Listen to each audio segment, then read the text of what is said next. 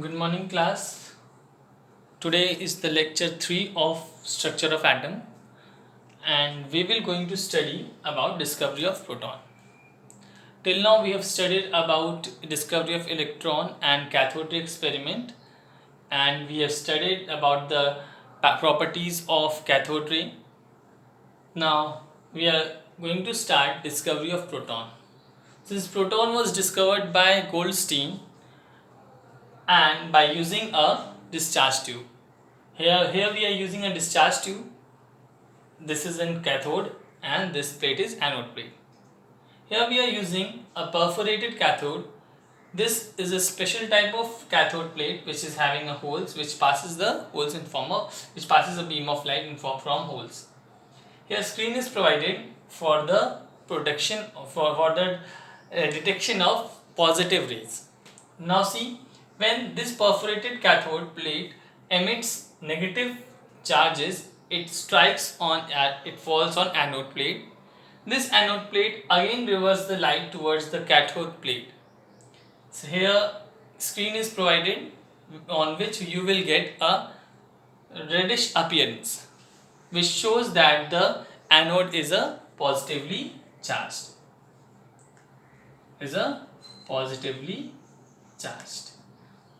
From which you can say it is attracted on the plate. Anode ray here is also known as canal rays. It can also be said as canal rays also.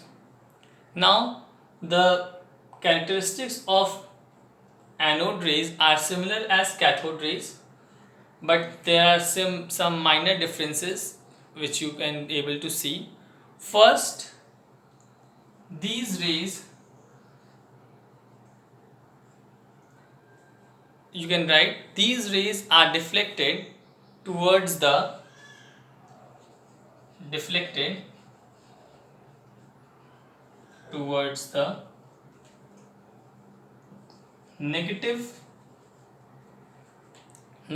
terminal of electric field. Negative terminal of electric field मतलब negative terminal electric field का मतलब होता है यहाँ पे कि जब भी आप इलेक्ट्रिक फील्ड अप्लाई करोगे it will deflect towards the negative plate. वो नेगेटिव प्लेट्स की तरफ डिफ्लेक्ट हो जाएगी क्योंकि पहले से ही ये जो ये एनोड रेज हैं these are a positive rays और ये पॉजिटिव रेज हैं तो इसलिए ये नेगेटिव की तरफ डिफ्लेक्ट होंगी. दूसरा, EM ratio we have not discussed till now. EM ratio I will discuss in next class. EM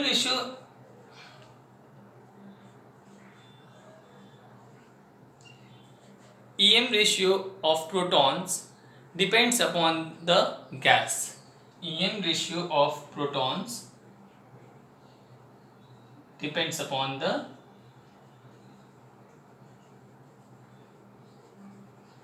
gas.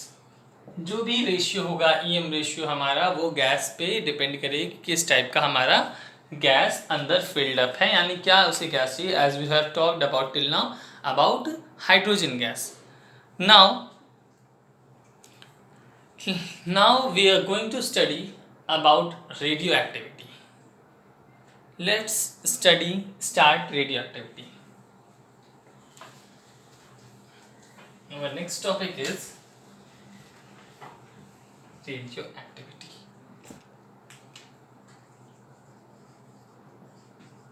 What is radioactivity? Radioactivity को Henry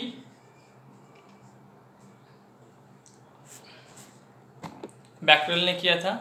BECQURL.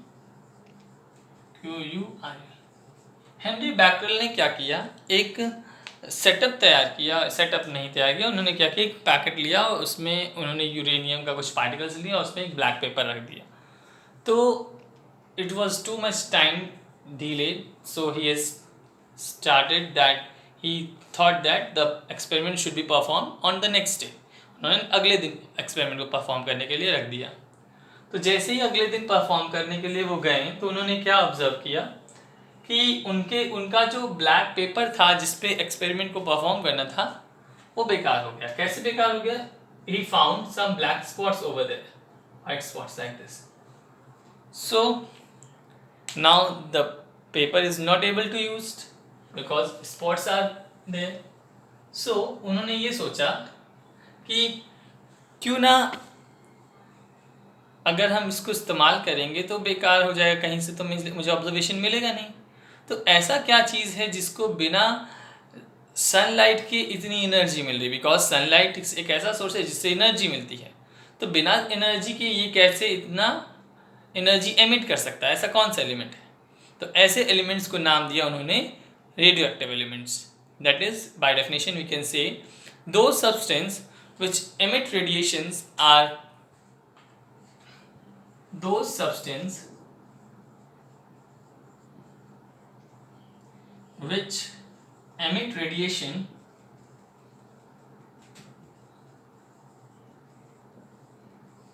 on their own called radioactive substance, उनको हम लोग radioactive substance. And जो ऐसे substance जो ऐसी activity को perform करते हैं उनको हम लोग रेडियो एक्टिविटी बोलते हैं। तो रेडियो एक्टिव के लिए उन्होंने एक एक्सपेरिमेंट किया। उन्होंने क्या किया, एक लेड बॉक्स लिया, लेड ब्लॉक लिया। इस लेड ब्लॉक में उन्होंने उस यूरेनियम को रख दिया। This is a particle radioactive source, you can say.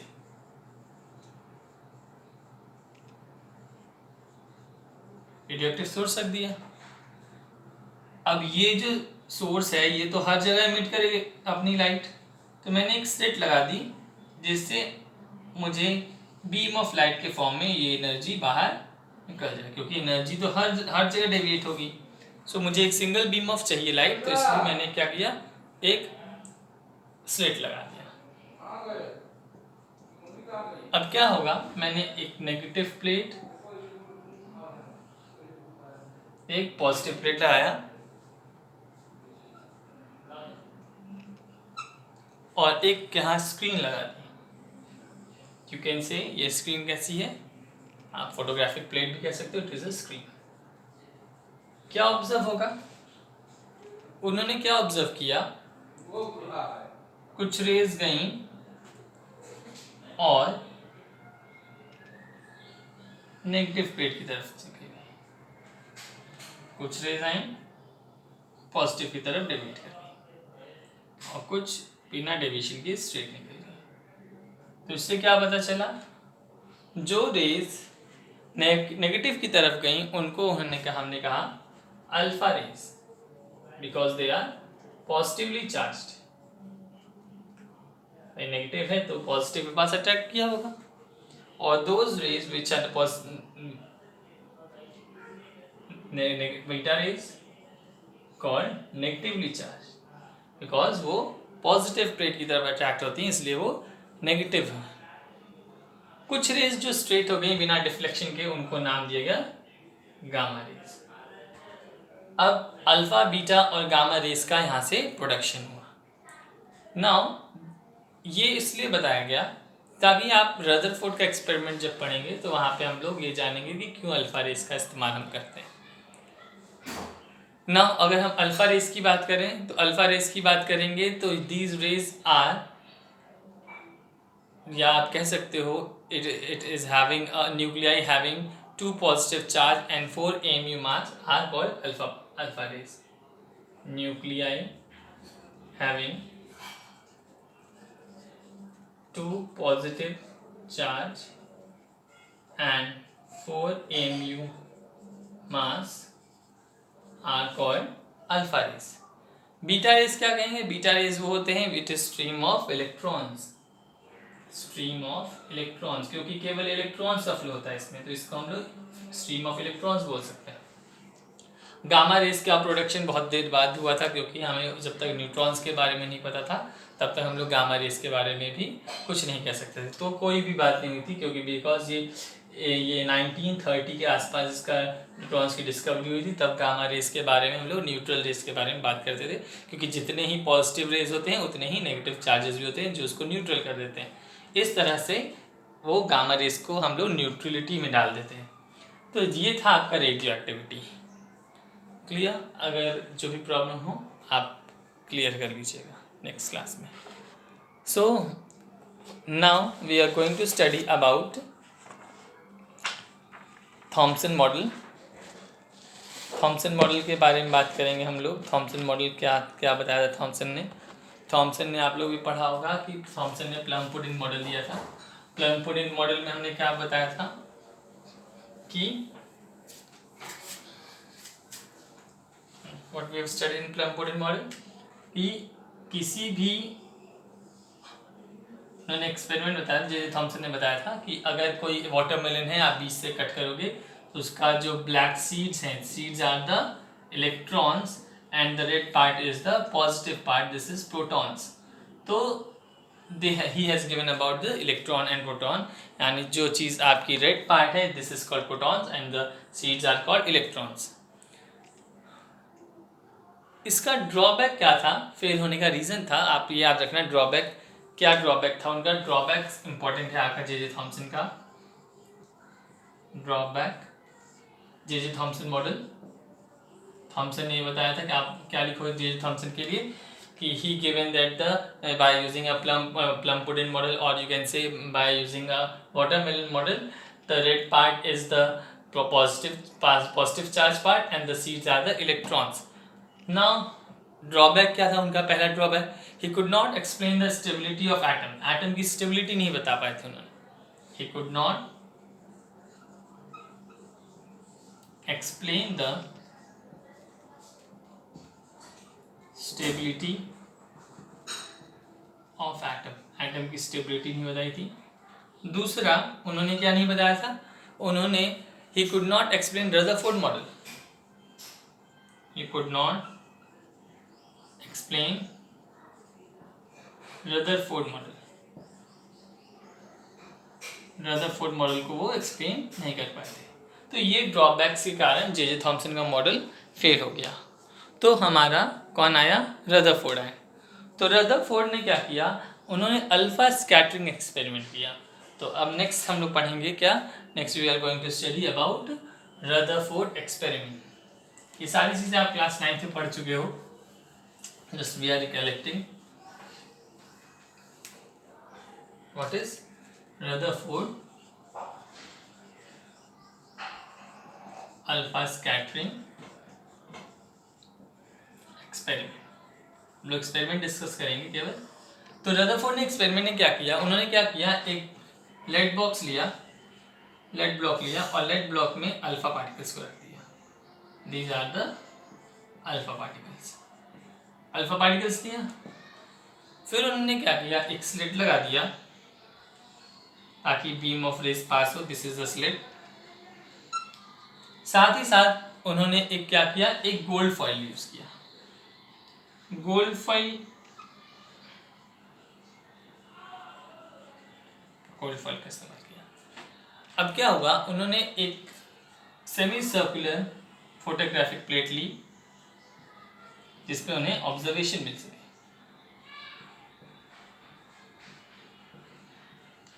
Observation क्या हुआ, उन्होंने क्या ऑब्जर्व किया? एक्सपेरिमेंट ने ये देखा कि कुछ रेस जो होती हैं, मोस्ट ऑफ द रेस, कुछ नहीं मोस्ट ऑफ द रेस, वो आती हैं और straight away as it is निकल जाती हैं। मोस्ट ऑफ द रेस आती हैं गोल्ड फॉइल से और एज इट इज स्ट्रेट निकल जाती हैं। This means there is a lot of empty space in the atom. Atom या किसी भी मॉलिक्यूल में बहुत ज़्यादा एम्प्टी स्पेस है, इसलिए वो डायरेक्टली क्या हो गई, वो स्ट्रेट अवे निकल गई। बहुत कुछ ही ऐसी थी, certain spaces are there, certain rays क्या हो गई, वो डिफ्लेक्ट हो गई by making a small angles और लार्ज एंगल्स। कुछ एंगल्स बनाते हुए कुछ रेस क्या हो गई, वो डेविएट हो गई अपनी पाथ से, जिससे ये पता चला कि these rays are the negative charge, sorry, alpha rays are the positive or negative, alpha rays are the negative positive charges, जो कि ये भी चार्जेस हैं आप इसके पास, तो पॉजिटिव नेगेटिव कहीं ना कहीं से मिलकर वो डेविएट हो जाती है अपनी पाथ से।